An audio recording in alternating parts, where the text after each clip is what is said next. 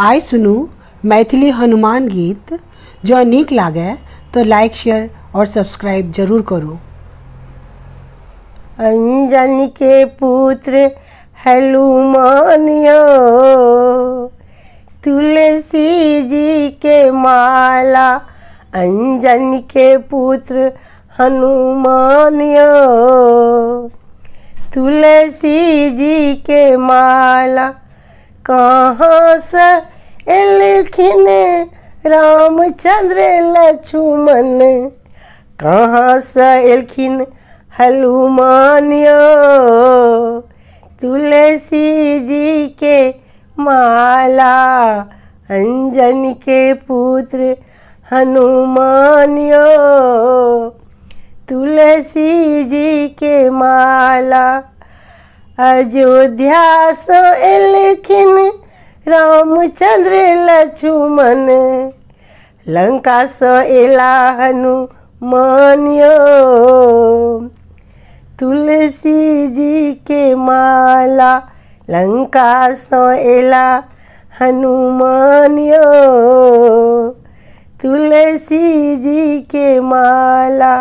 अंजनी के पुत्र हनुमान यो, तुलसी जी के माला। किए बैसक दे बनी राम चंद्र लक्ष्मण, किए बैसक दे बनी हनुमान यो,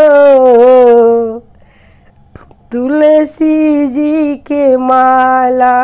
किए बैसक दे बनी हनुमान यो, तुलसी जी के माला।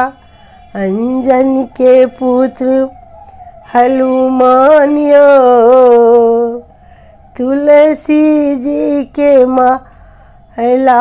आसन बैसक दे बनी राम चंद्र लक्ष्मण, आसन बैसक दे बनी रामचंद्र लक्ष्मण।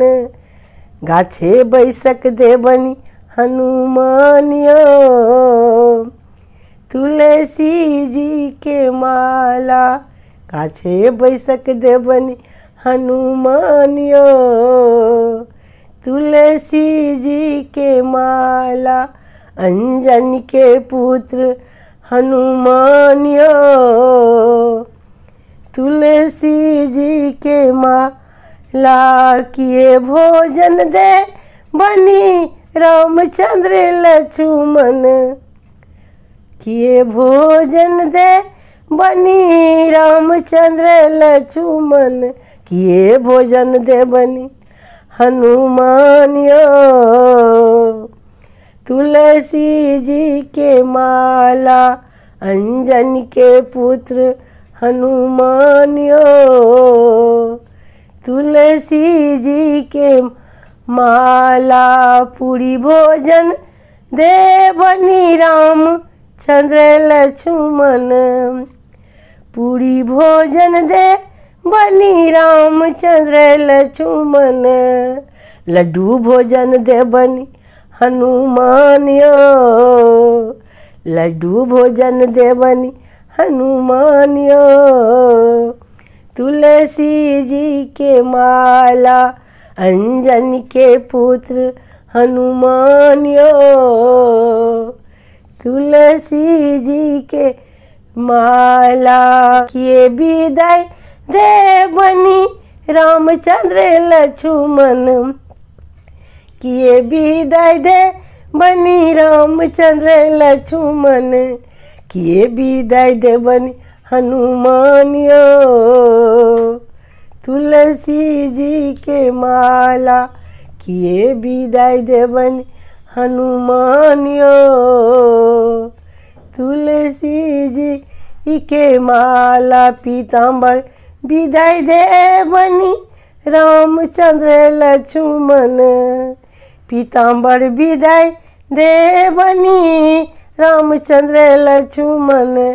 लंगोटा विदाई दे बनी हनुमान यो, तुलसी जी के माला। अंजनी के पुत्र हनुमान यो, तुलसी जी के माला, तुलसी जी के माला।